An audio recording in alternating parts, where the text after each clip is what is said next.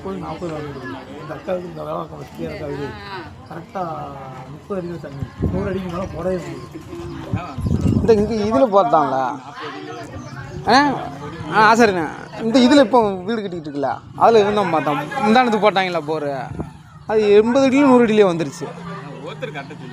அதான் இவன் பார்த்தது தான்.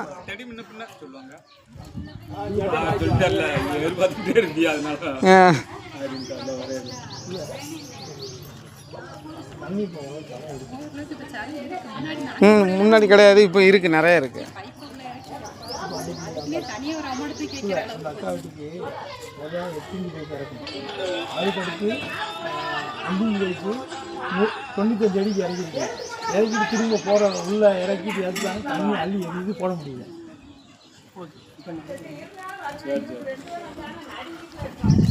ஆஃப்